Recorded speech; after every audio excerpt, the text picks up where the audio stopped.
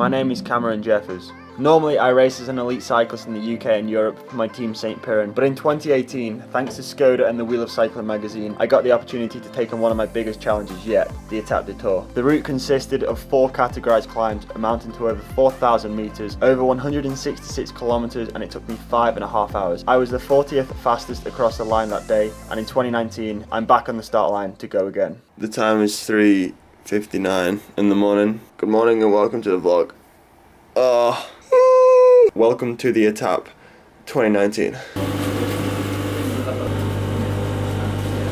Okay, so as you can see, it's pitch black outside right now. The time is 5:20 in the morning. We're on our way to the start of the Etape du Tour 2019. It starts at a town called Albertville. It's about a 30-minute transfer from our hotel. And yeah, not too much of a view this morning from the Alps.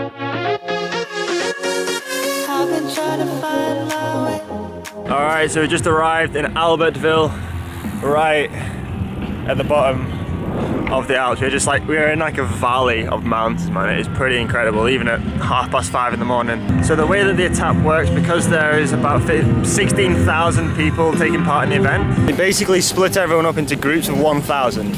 Yeah, casual. So we're in the first 1,000 people. Somewhere in between you and me, it's a piece of magic that we need to release. How are you feeling, Imogen? Excited. That's what I just say to everyone. I'm excited and awkward.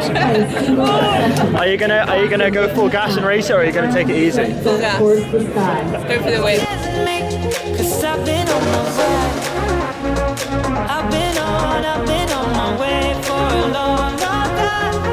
You've been on your way. You've been on your way for all your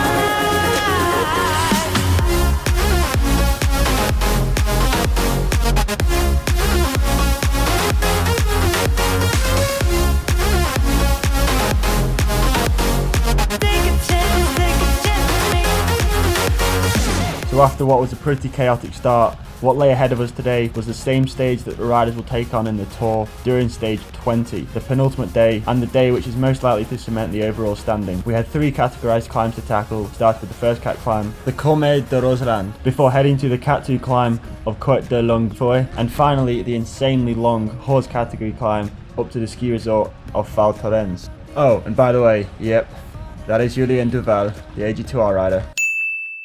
Alright, just cresting the top of the first climb. 2,000 metres we're at. Cause I've been on my way. I've been on my way for a long time. You've been on your way. You've been on your way for all your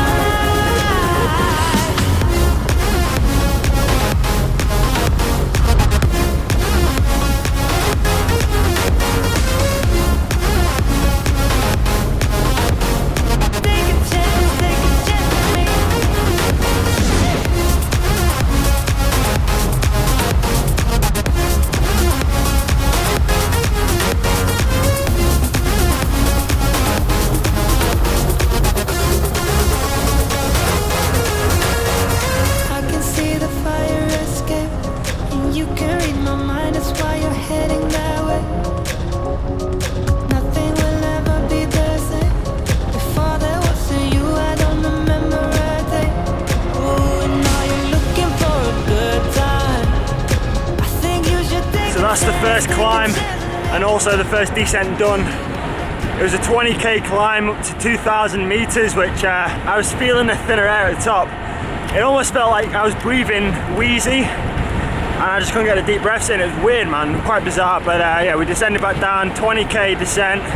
Now we're sort of riding along this awesome valley road for about 10k before the next climb starts. I was absolutely chewing me staying with that first climb. I tried to hang it in with the fast boys at the front, but just wasn't feeling it. I mean, the first climb officially started after 20k, but we actually started climbing from 5k in, so it's pretty much straight out of the blocks into a manic climb.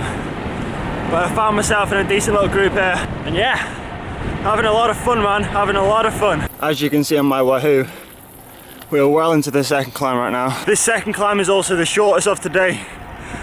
7 kilometers long. The shortest climb, 7 kilometers long. We're still up at 1,500 meters here though, so still pretty high up in the sky. That is the top. Alright, I lied, 1,200 meters, but still, you get the idea.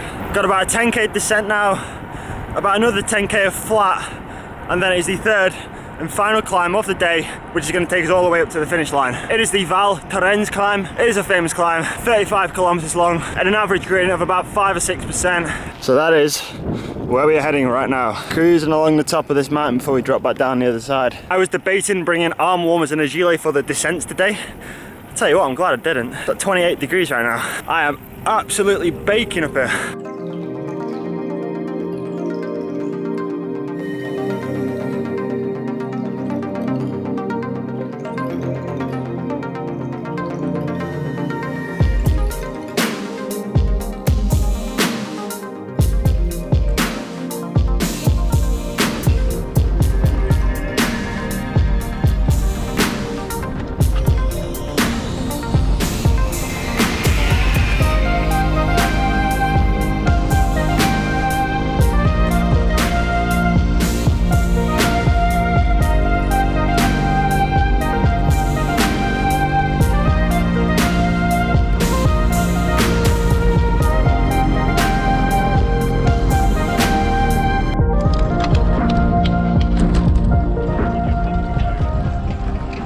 We just started the final climb of the day, the final ascent to Val Thorens.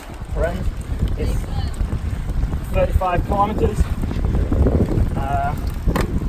And yeah, there's not too much to say about 35k climb, is it? It's going to be hard. I'm getting dropped by everyone. It's not on the Conaga though. No, it's an aero frame. But no, it's good. Weather's good. There's not too much wind around. The views are pretty good. And yeah, I'm just thinking about this 35k. Slightly dreading it. The longest climb I've done before is Mount Tide on the in Tenerife, which I think is like similar. I've been on my way for a long time. You've been on your way. You've been on your way for all your life.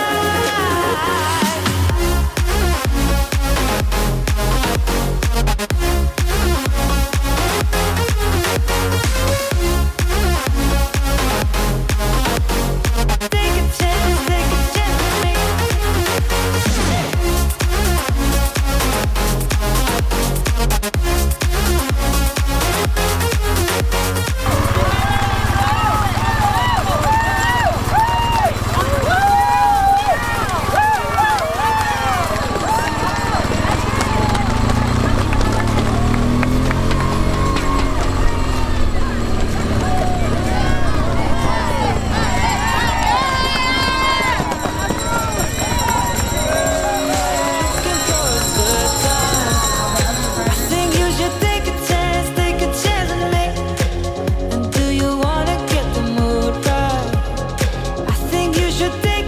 So we've made it up to the Val Thorens ski resort in France, in the French Alps, obviously. Just crossed the finish line there, as you can see, in the time of 5 hours 46 minutes. We're up here at an altitude of 2,400 meters, and I can feel it pretty heavily. I intended on bringing the camera out and filming like this final climb, this final 30, let me just remind you, 35 kilometer climb, but I was just suffering so much today. Like I knew once I climbed the first climb and about 3/4 of the way up, lost contact with that front group. I decided, like, my mentality today was, you know, I've done a few of these events this year, like this type of event, and every single one of them I've just gone to it and tried to race and tried to, like, do it as hard as I can, fast as I can, go for a good position, go for a good time. And I was like, you know what, let's just enjoy it today. Let's just soak this up. I mean, with 2,500 meters in the air, it's 30 degrees, just under 30 degrees, and I mean, just look at it, it's absolutely stunning. And let me tell you, I thoroughly enjoyed it up until about halfway, about 15 kilometers into